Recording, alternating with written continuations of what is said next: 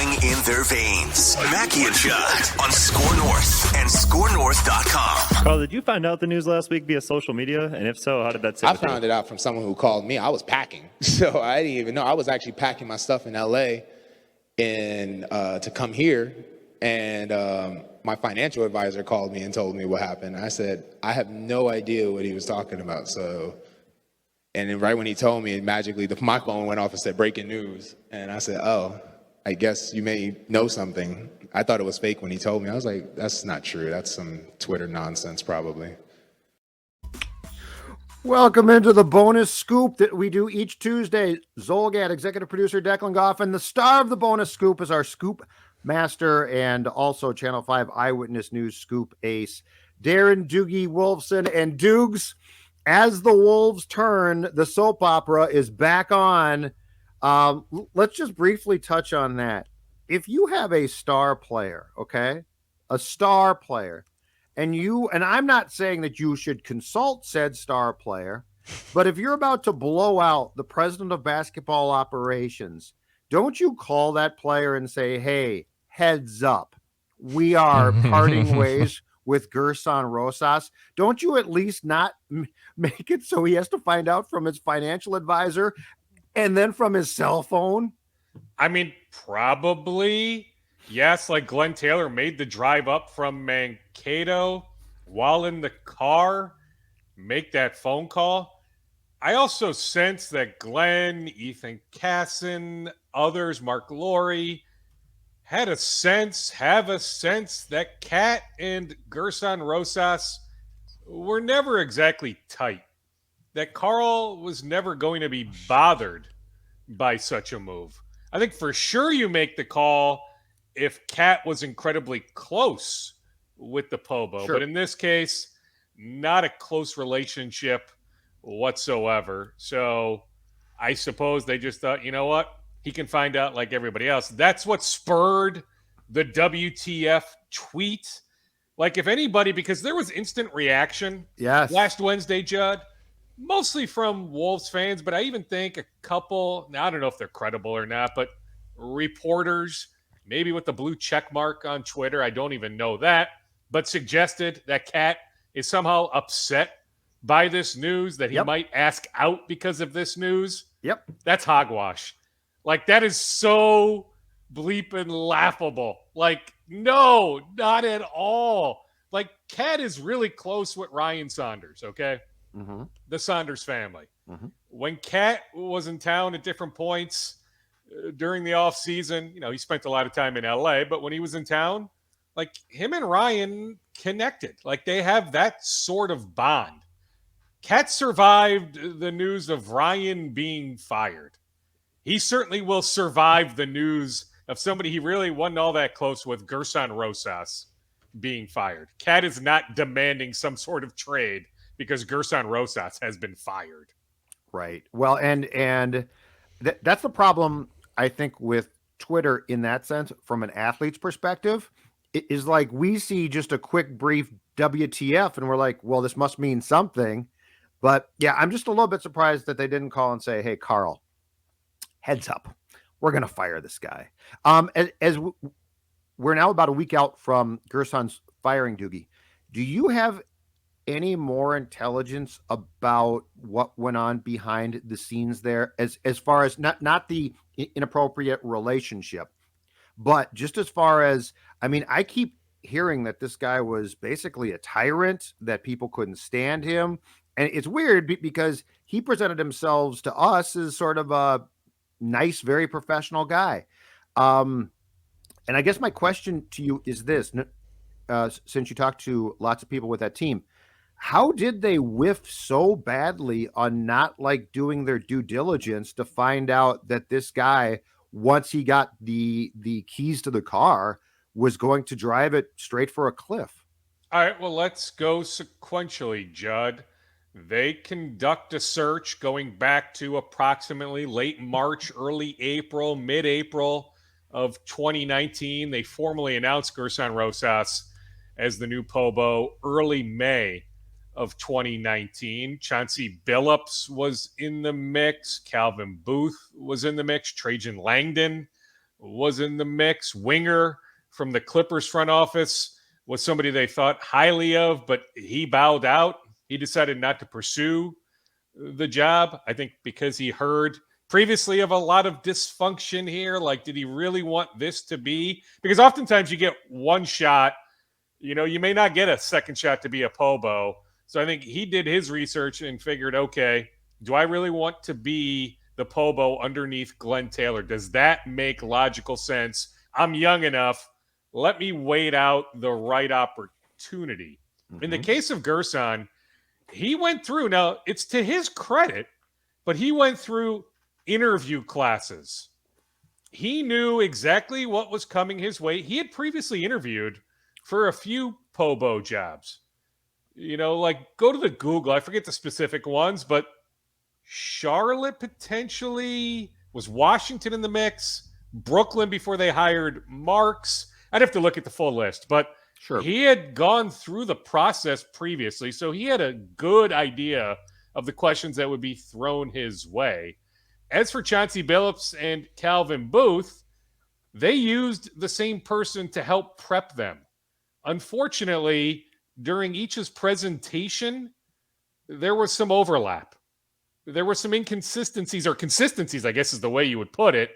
Like, those in the room said, okay, Chauncey's got that on his PowerPoint display. Why does Calvin have that exact same thing on his PowerPoint display? Okay. And, I don't know, you can decide if that should have been a big deal or not, because, if you did a lot of research on Calvin Booth, Calvin should have been the hire. Calvin, and he's number 2 now in Denver. He's ascended up the Denver front office ladder. It's when, not if, Calvin Booth will run a front office. I would not have necessarily marked that against him, but I think they did in some respect. Also, Gersson just wowed them. Gersson knows how to win over a room. I'll just tell you this much. Somebody who knows Gersson really well that no longer works for the Wolves, but did work for the Wolves, used to go to chapel with Gersson, was convinced, never in a million years would Gersson cheat on his wife, right? Even, to the moment where I told this individual, I go, I first heard about it August 15th, not necessarily my business, only became my business when at the Minnesota United game a couple Saturdays ago, some photos emerged, actually some video. I don't think the video's emerged yet, but there is video is my understanding, but the photos certainly emerged. By the way, the photos, there was some buzz at Media Day on Monday from some Wolves folks. I mean, they've all seen the photos. At that point, other Wolves employees started to become uncomfortable. Then, they announce the firing. It's not like anybody broke it. The Wolves make the announcement last Wednesday, Gersson Rosas fired. So then you start calling people, talking to people. You learn all these sorts of things. So I end up talking to this individual, and I go, just so you know, I don't think it was the sole reason, but I heard that he had cheated on his wife. Mm-hmm. This person said, no, not possible. Yeah, he can be an ass. He treated people poorly, not everyone, but treated some people poorly. But never in a million years where Gersson have done that. And then eventually, a lot of us ended up with the photos. And, I sent this individual the photos. Floored. He couldn't believe it. He still was in complete shock. Gersson had fooled him to that point. Just with them going to chapel together, that Gersson just wasn't capable of doing such a thing. Now, is it universal, Judd, that he treated everyone like crap? No. Gersson has some fans. Heck, me personally, he treated me really, really well. Never turned down. He was great in our show. An interview request. Right. I told you that right after the Patrick Beverley trade broke, although some people probably haven't heard this, but right after the Beverley trade broke, I recorded a new Scoop podcast. Within that podcast, I said that my understanding is there wasn't a whole lot of collaboration there, that this was the president of operations, and he's able to do that. Sometimes you need to make some singular decisions.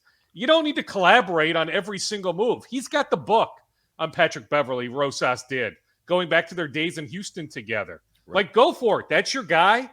Go make that trade. But I also said within the podcast that, hey, just don't sell me on the kumbaya stuff. the collaboration. We're a family. That's BS. Like, I know you're trying to change the perception because, Tibbs in many ways, for lack of a better term, dictatorship. We want to change that perception. I don't care if the Pobo goes and makes a move like that. Fine. Just don't sell me on the collaboration crap. And so I said that on that scoop. It got back to Gerson. He wanted to talk to me on background about it. He wanted to clear that up. We ended up talking on background for 40 minutes, 37 minutes to be exact. A member of the media relations staff lined up the call. We hashed it out, and then he ended up giving me a bunch of good stuff on Ben Simmons, some other stuff. And yeah, like, did he probably want me in his corner? Probably, but like, he can play that game. I can also play that game, right? He can give me a tip. I can run it by some others, figure out if, he's lying to me, if he's telling me the truth. He ended up giving me, a bunch of good stuff. He told me Lindsey Harding, former Lynx player, great player at the University of Duke, longtime WNBA player. She's now a coach with the Sacramento Kings. He told me about her being a finalist, until they hired Elston Turner. They were looking at her, Lindsey Harding, to join Chris Finch's staff. He told me about some of the stuff, the back and forth between him and Daryl Morey. Like, he was very, very open. And I'm not the only reporter he did that for, right? Like, right. You can think of a guy at ESPN that he had a very close relationship with, tipping off oftentimes. That's part normal. of what we do, right? Say, that's totally normal. Yeah, those relationships. Right. You get a bunch of information. So I'm just telling you, like, he was in many ways gold to me. Mm-hmm. He was gold to you guys. There's some other people that he brought in after being hired May of 2019 that to this day will tell you he's a good person. But there's enough people that he did rub the wrong way, including not even just with the Wolves. Like, I can tell you, Judd, there is an agent who works for a prominent agency. He's not the big dog, but this is a top 5 agency in the league. They represent multiple, max-type players. They've negotiated huge contracts for many, many years. This agent's been around the block enough, though. He's got clients, okay? He has reached out to Gerson a number of times. Oftentimes to pitch Gerson, maybe I'm bringing his client in on a training camp deal, right? The Wolves needed to fill out the roster for some training camp contracts. Maybe that guy eventually ends up in the G League with the Iowa Wolves. Gerson never got back to this agent. And to me, just get back to the agent and say, not interested. Right. That's fine. Like, you're allowed to say no, but at least get back to that person.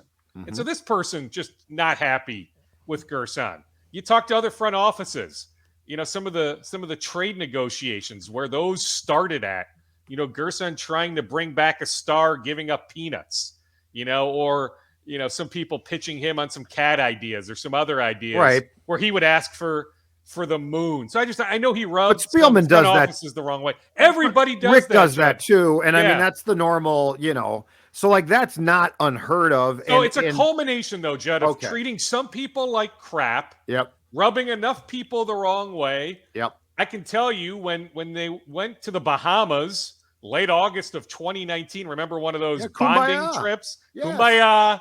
Yeah. And Glenn Taylor approved that trip, but I don't think he approved the amount of spending they did on that trip. What do you expect when they go to the Bahamas? Go to McDonald's? So, using the company credit card loosely. Well, that's Glenn's The inappropriate relationship.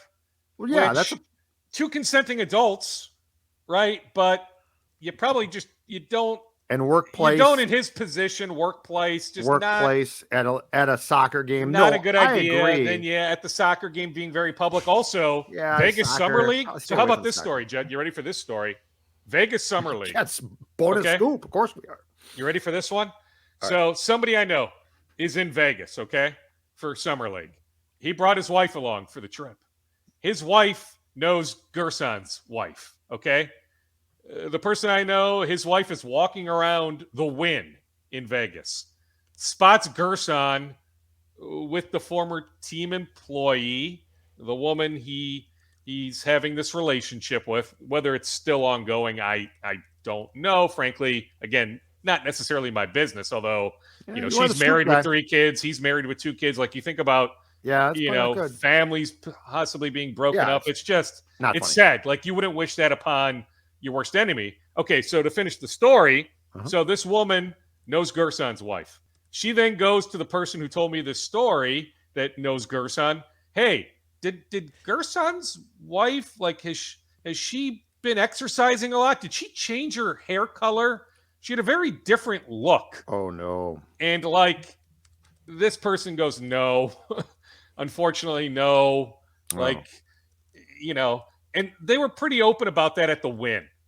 And so this person spotted them. Presumably others spotted them. So that was at Vegas Summer League, first week of August. Right. Or maybe, August 8th or August 9th. Right.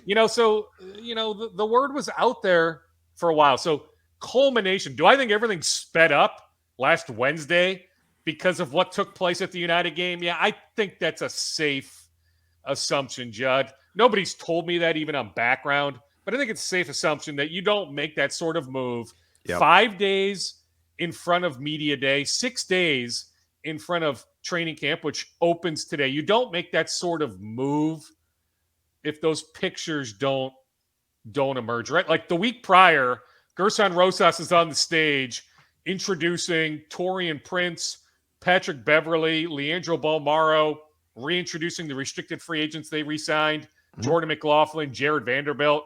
I don't think Gersson does that a week prior, then all of a sudden gets fired 6-7 days later without those photos emerging.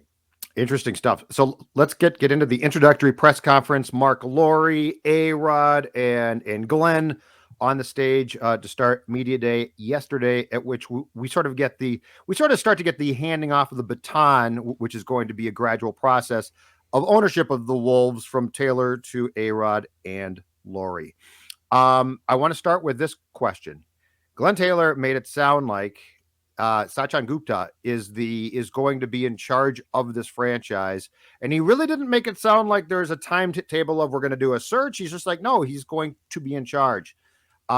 Is that the case? And if that is the case, that seems to me to be a little bit of a leap not to at least consider conducting a search.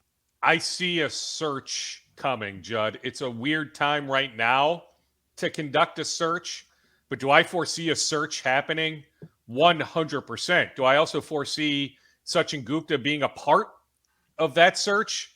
100%. He will have a chance to ride this thing all the way through.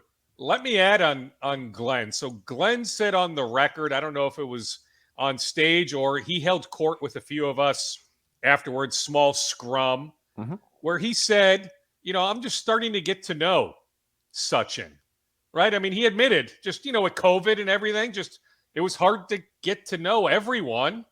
And so he really didn't have much of a relationship, still doesn't.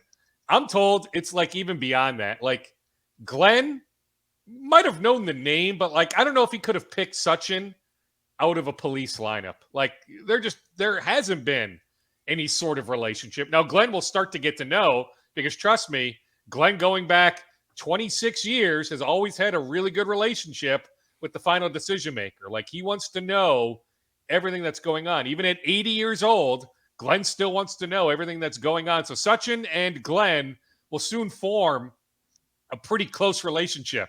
There will be probably daily phone calls at times, but like right this second, like Glenn really doesn't have much of a relationship with Sachin, but like he's paid his dues. He was the runner-up a year ago for the Sacramento Kings Pobo job. He worked in Houston. Houston tried to bring him back, right? Philadelphia, Detroit, like he's ready. He is. And like he's a listener. He's not one, that is an alpha. He's not an extrovert. Like he's going to listen. I think he recognizes some of the weaknesses he has, like in terms of maybe in-person evaluation. Like, do I think he's the guy that's going to be scouting the NCAA tournament, jotting down a bunch of notes? No, he'll probably defer to others. Maybe he goes, but you defer to others on some stuff like that. But in terms of analytics, relationship building, being, very receptive to just about everyone, including even interns, like, you're never going to see him like David Kahn-esque, smartest man in the room, and I'll let you know I'm the smartest man in the room. Like that's not Sachin Gupta. So I think he'll have a chance to stick. But yeah, make no mistake, they are going to conduct a search. You've heard the names, like enough people. I can tell you, I've heard it too. Like Mark Lowry likes Elton Brand, who's number 2 in Philadelphia. I've heard the name Landry Fields. I brought up Calvin Booth. I mean, Calvin Booth still has fans. I mean, Ethan Casson knows Calvin well. Tanky, others with the Wolves, they know Calvin Booth well. So I would hope he'd be in the mix too. But the 2 names certainly that I've heard from a couple people, Landry Fields, Elton Brand. So they're gonna do a search. But yeah, I mean, Gupta will have a chance. And heck, Judd, if he somehow convinces Daryl Morey, somebody that he has a good relationship with, they were together in Houston. Heck, I'll tell you this much, Judd. Sachin Gupta and Daryl Morey have a better relationship than Daryl Morey and Gersson Rosas have. That doesn't mean that the Wolves have the assets that Philadelphia is looking for. But if Daryl Morey at some point lowers his demands for Ben Simmons, Sachin Gupta is very creative, the creator of the trade machine. He can get very creative. If he can find a third team, which is something he'll work on, that he's already working on, but he'll continue to work on. Like if Sachin Gupta completes a Ben Simmons trade, that might convince Glenn, Mark, Alex, hey, this guy knows what the heck he's doing. Like, let's hand him the keys full time. Okay, that's my next question. For the next 2 years or so, how's this franchise going to run? Like how much is the new group going to have control of things to decide? Because it's going to be no surprise to me if Ethan Casson is gone at some point in time, because there's just change made. I mean, presidents are often changed. Top executives are changed, but that only happens if the Lowry A-Rod group has their say. So trying to cut through the crap, because they're certainly not going to say, yeah, we're going to come in and overtake Glenn. Putting the pieces of the puzzle together from your end, Doogs, how do you think this plays out as far as decisions, as far as who decides on hires, all of that, which to me is fundamentally probably the most important thing towards getting this franchise on the right track as soon as possible? Or does it have to wait? Well, I'll just tell you what Mark Lowry, we asked that question in some form to Mark, and he said this is Glenn's team. Like, Glenn is the final decision maker. Glenn has power until December of 2023. This is presuming that Mark and Alex get their finances in line, that they're in a position to buy out Glenn completely. The plan is December of 2023 for Mark and Alex to become majority owners. Until then, according to Mark, Glenn has final say. That being said, now maybe this is more gut, hearing from some people, sifting through some stuff, but nobody said this necessarily directly. But like, do I think Glenn deep down wanted to fire Gersson last Wednesday? I pause on that one. Okay. Do I think Mark and Alex, more so Mark, I sense, but certainly Alex to some extent, do I think that their conversations with Glenn helped push Glenn over the top to make the move? Yeah, I think a lot of the information Mark and Alex have gathered, they talked to a lot of people in Vegas. They certainly talked to all the players, but they talked to others. I mean, you think about, Dr. Robbie Sick on his way out, certainly Sachin, others. I mean, they've talked to enough people gathering information. Do I think that the information they gathered once they went to Glenn with it, pushed Glenn forward? I do. So I think it's going to be like that, where, Mark and Alex, they're going to talk to a lot of people. They'll be in town for 20 something games out of the 40, 41 home games. They're going to be here enough. Not every single home game, but I would bet about 50% to 55% of the time they will be here. They will go to some road games. They are going to buy a place here in town, set up shop. I think they're going to immerse themselves greatly in the organization, continue to do so, and the community. And I think they'll be able to influence Glenn. Glenn can be influenced. We've seen that over the years, right? Oh, yeah. Going back many years, like Glenn didn't want to trade Ricky Rubio, but was convinced by Tibbs to trade Ricky Rubio. I can cite many examples. So do I think that Mark and Alex can have an influence on Glenn? I do. But like specifically, let's talk Ben Simmons, okay? Let's say something very hypothetical because there's a long way to go. But that Sachin Gupta has a trade to bring to somebody for final approval. We've got this deal. I can get us Ben Simmons. We're keeping Anthony Edwards. We're keeping Karl-Anthony Towns. Probably keeping D'Angelo Russell. I can bring us Ben Simmons. I just need ownership's final approval.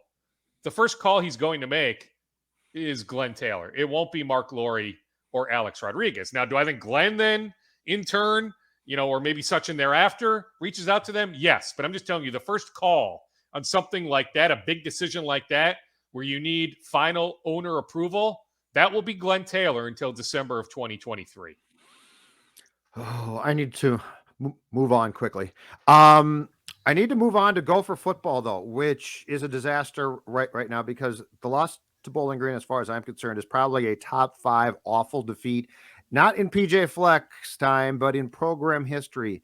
Tell me this, as you get set for the Big Ten opener in West Lafayette, Indiana, against the Purdue Boilermakers on Saturday, it's my opinion that either Tanner Morgan needs to be benched or you need to take a long, hard look at Mike Sanford Jr., who is your OC, your co-OC and chief play caller, and strip him of play calling duties. Is there any chance the Gophers make a significant step like that? Because I don't see, Dukes, how you can excuse what took place at Huntington Bank Stadium on Saturday against a terrible MAC team.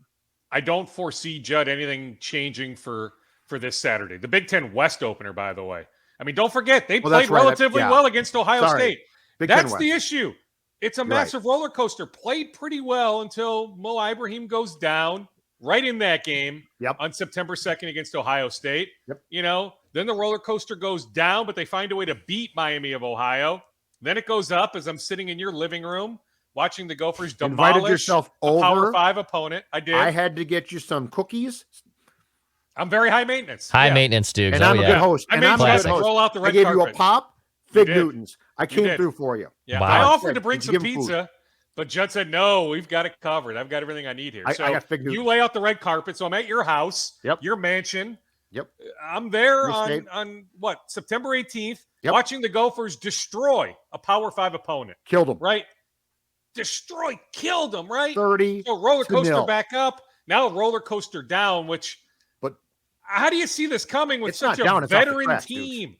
It's off the tracks. I mean, it didn't go down. It went bang right off the tracks. It did. Yeah. I mean, when Bowling Green comes in with a 10-game FBS losing streak, when the Gophers have a 21-game non-conference winning streak on the line, when you're a 31.5-point favorite, it did. It went off the tracks. I won't debate that. It's such a roller coaster, though. Like, I might even take the points in the Gophers on Saturday in West Lafayette. Like, Purdue's best receiver, is he still in the concussion protocol? I believe he is. Last name Bell. Like, we don't know if he'll play. Purdue a number of weeks ago, but still they lost their number one tailback.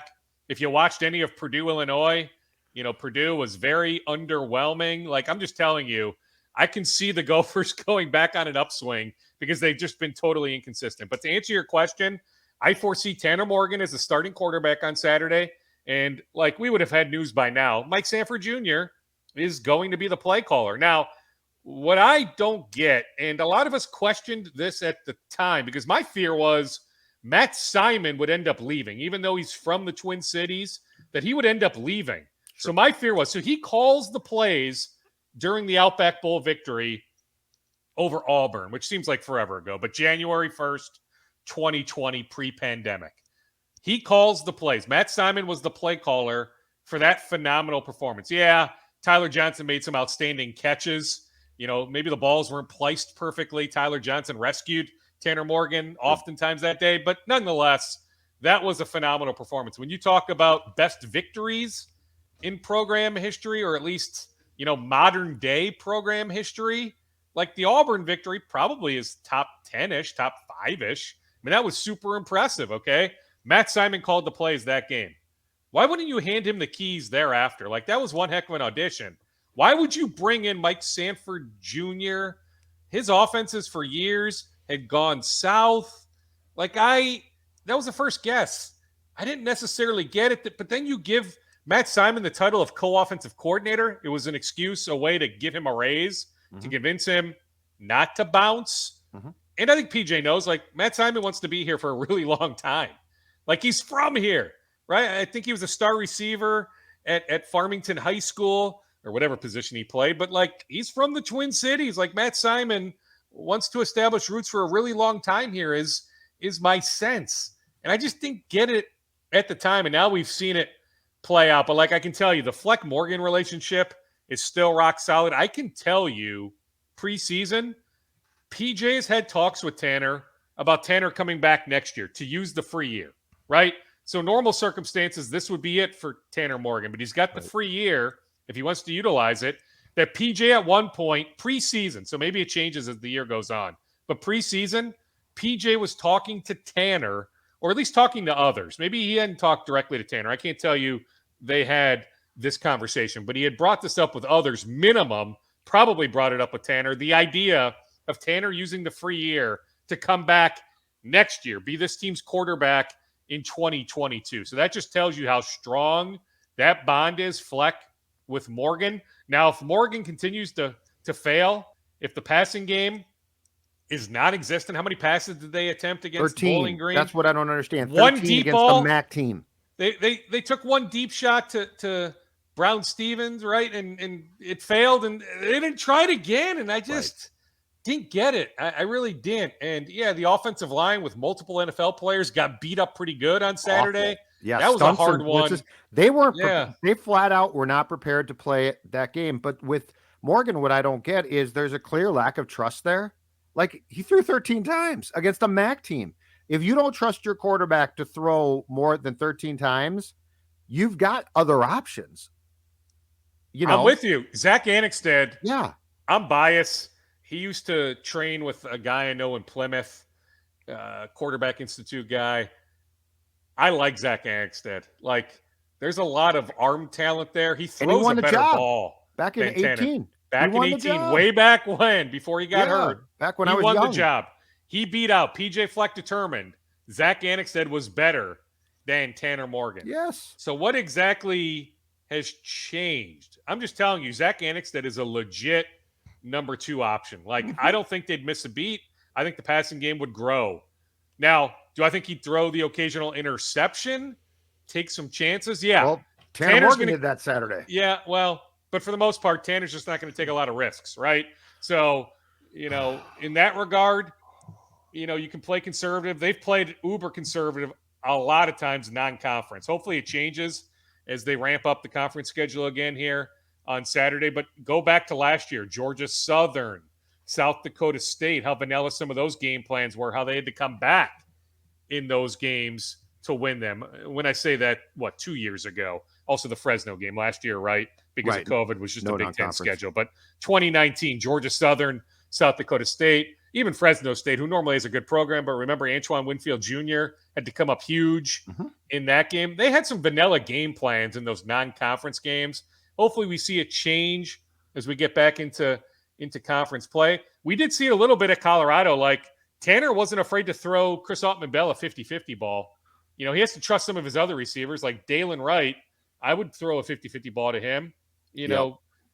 Some of the other guys, maybe. Jackson, maybe. But certainly Wright, if he's right, 100% physically. Right. And, Autman-Bell practiced on Sunday. Fleck told us on Monday. He left early on Saturday, so that did not help matters. But nonetheless, even losing Chris Autman-Bell, you need to win that game, right? You were a 31.5-point favorite for a reason.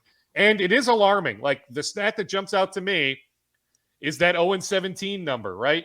When Fleck teams are trailing at the half, as Gophers coach, I don't know what it said when he was at Western Michigan, but Fleck Gophers teams, Judd, when trailing at the half, are 0-17. Now, let me also add, Jerry Kill's Gophers teams also were pathetic, putrid, when trailing at the half. So this has been an ongoing issue for a long time. Gophers teams trailing at the half, it's inevitable what the result will be. But even on Saturday, when they took the lead in the third quarter, Judd, I thought they'd win. So I did not I did thought not they'd see run a away. loss coming, even when they were trailing at the half, Judd. I tweeted it I'm like, this is now the time. Yeah. Like I thought this is it. They're going to win a game when trailing at the half. It was Then they take the lead in the bad third Mac quarter. team. It's And I was not like thinking, you're for sure. It's not like you're down to Penn State, Dukes. I know. And so, and I get it. Halftime's small anyway. I think halftime adjustments can be overrated at times. Like, how much time do you really have as guys get in there, grab a banana, got like 3 days. Go pee and all that stuff? How much time do you really have to make, serious adjustments?